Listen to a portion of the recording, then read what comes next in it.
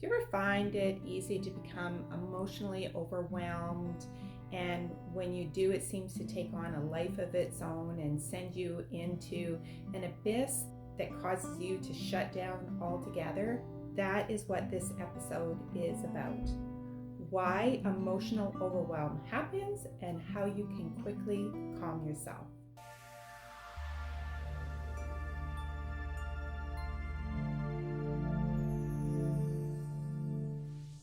Welcome to this episode. I am Iris Siriani.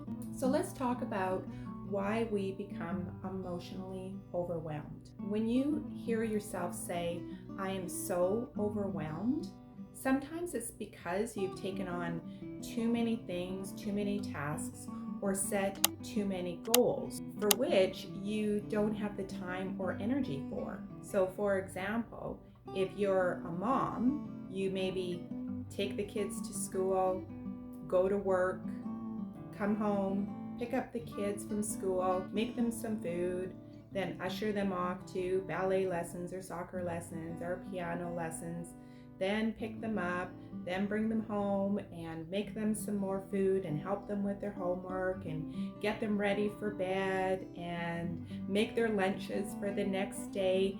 And somewhere in there, you're wondering, there's no time for me. There's no time for the things that I want. It's always go, go, go, go, go. And this is a real life situation. Moms go through that.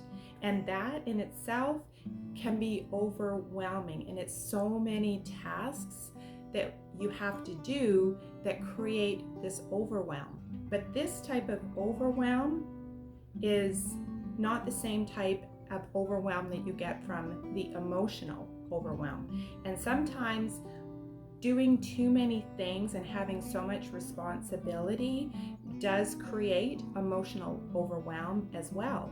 And this emotional overwhelm comes from the stress of worry. So with task-driven overwhelm, we create emotional overwhelm from the stress of how to manage everything.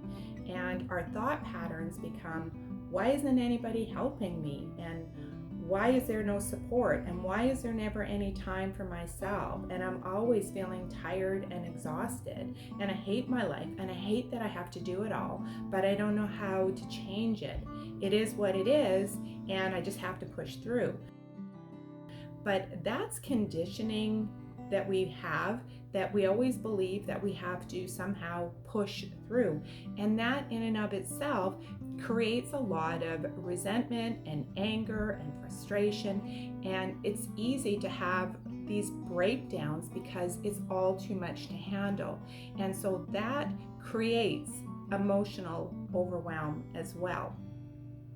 And so that's one form of emotional overwhelm. The next situation that I want to talk about is about when we are faced with making decisions that we know will shift the path that we're on in our life.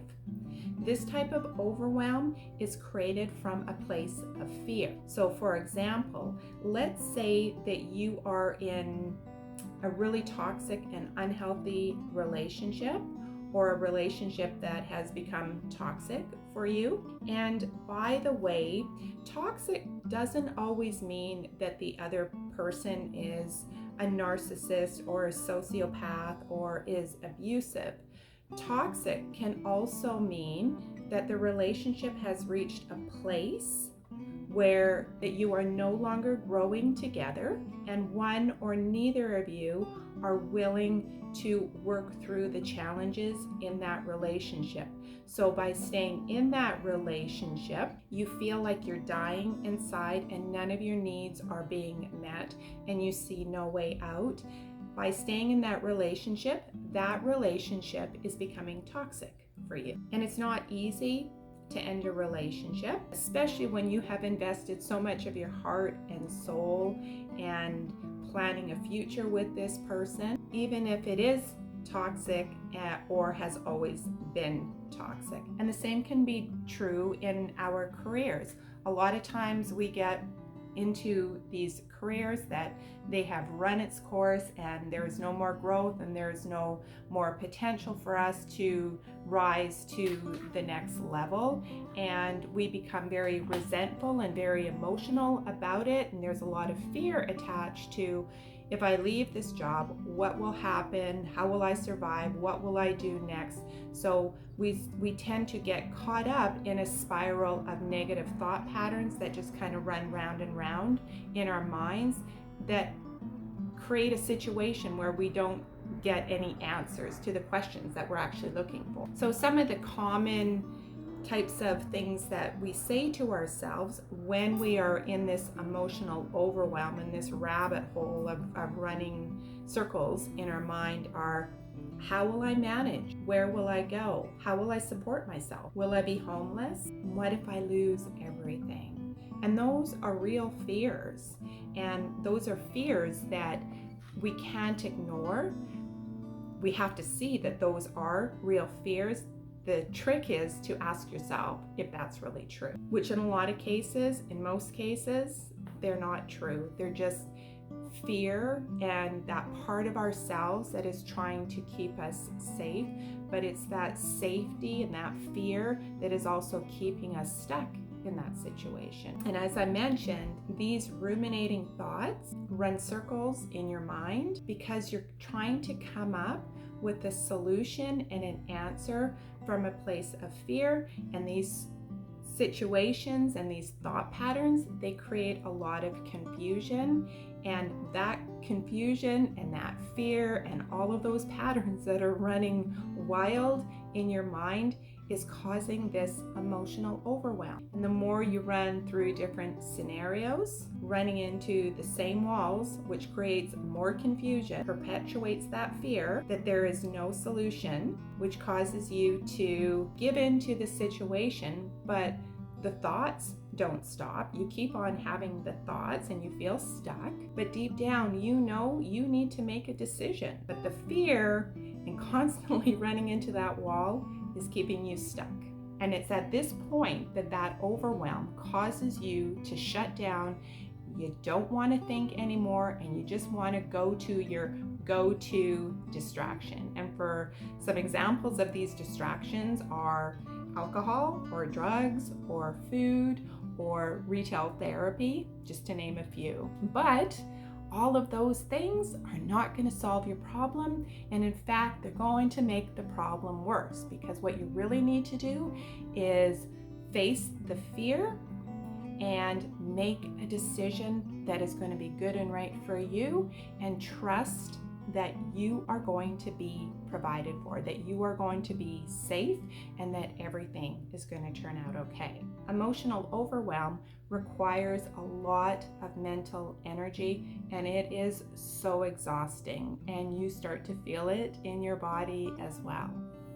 So what do you do about it? If you've been following me for a while, you know my belief in the power of meditation, because meditation requires you to slow down and be present with yourself. And I know that when you are so stressed out and confused by your thoughts, it's hard to stop and to refocus your mind into something that isn't going to be a distraction or harmful to you. So I want to share a 5-minute practice that I offer to my clients and that I myself use when I get caught up in this state of emotional overwhelm and I just want to shut down and just stop thinking altogether.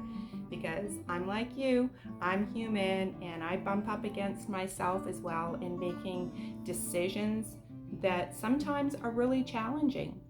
And so this is something that I practice myself when I get into these situations. So I'm going to go through the meditation with you, but basically this meditation really is about breathing to get grounded within yourself, and then doing a refocus. So if you're in a place where you can join along, let's do that now. And if you want to watch this later or listen to this later, I will leave a link in the description box below as a separate video. So let's begin. go ahead and lie in a comfortable position or sit in a comfortable position. You can lie in a chair, you can lie on the sofa, you can lie in your bed. And go ahead and take a couple of deep breaths in. And with each exhale, go ahead and relax your shoulders, relax your jaw, relax your chest, relax your abdominals, relax your legs, relax your calves, relax your feet. Taking another deep breath in, and on the exhale, just relax a little bit deeper. And another deep breath in, and on the exhale, release any tension that you feel you're holding on to in your body. And now I want you to focus your awareness on the sounds that you hear around you. Maybe you hear a siren, or the birds singing, or leaves rustling through the trees. What do you hear around you? And now bring your awareness to the air that's around your body. And can you sense that air? Is it warm? Is it cold? Is it still? Is it blowing? Just notice it. And now bring your awareness to your body. And starting at the top of your head, just focus on your head and your eyes and notice how they feel. And notice your jaw. Notice any sensations or feelings. Moving down through your neck. Is your neck comfortable? Do you have a sore throat? Does it feel good? It doesn't have to feel bad, it can feel good. Notice what you feel in your shoulders and your chest. Any sore muscles there? And moving down through your torso. Do you notice your stomach grumbling? Do you notice your abdominals are a little tight?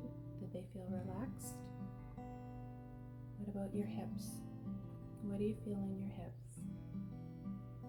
Moving down your legs,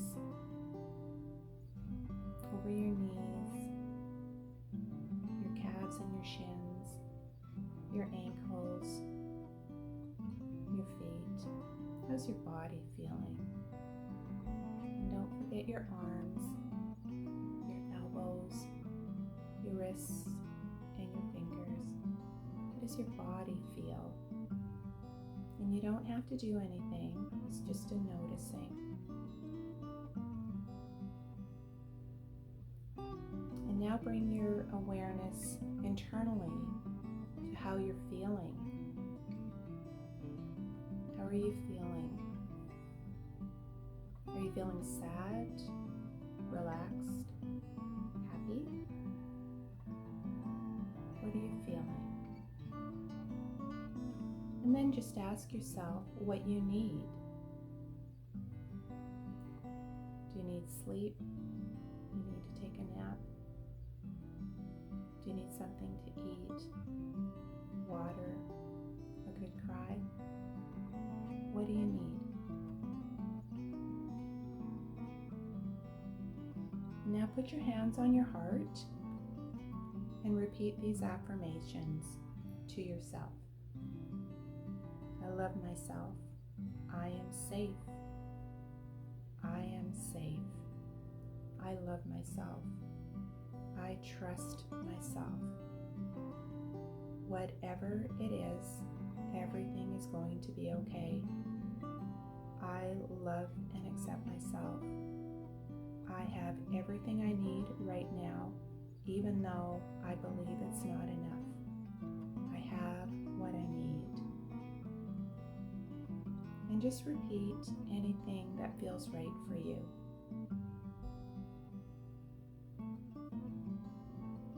Now take a deep breath in and bring your awareness back to your body.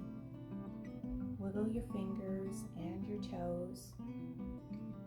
And in your own time, when you're ready, you can open your eyes. Now this is a very basic form of Yoga Nidra.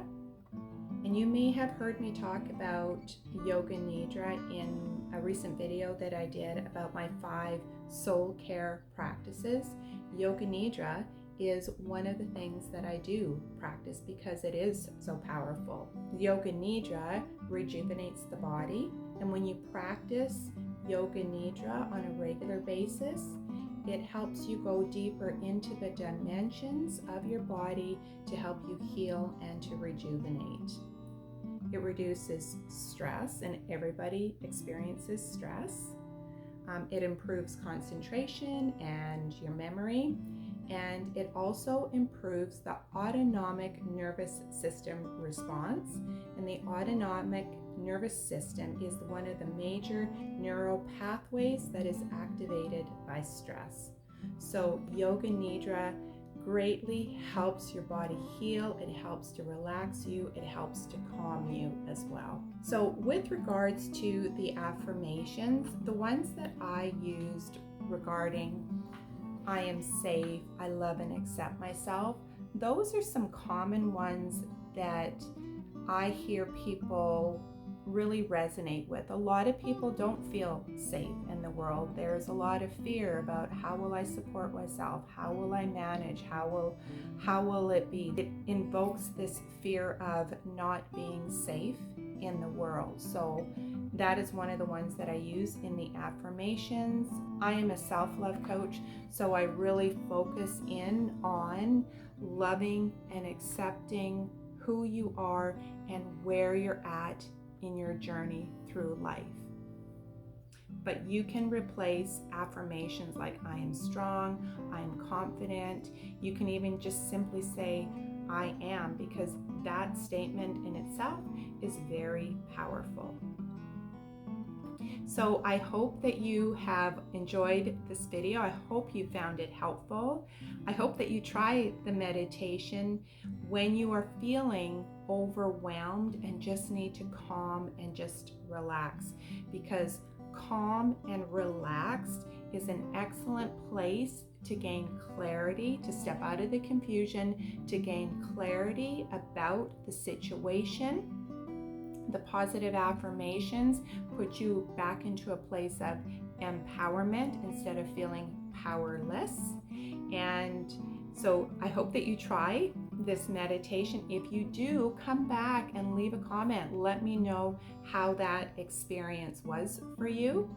And if you like this video and you like my content, subscribe to my channel and share the video, like and comment and all of those things. And just before I sign off, I've created a self-love quiz to see where you are on your self-love journey, and the link to that quiz is in the description box below. And until I see you in the next video, be well and take good care.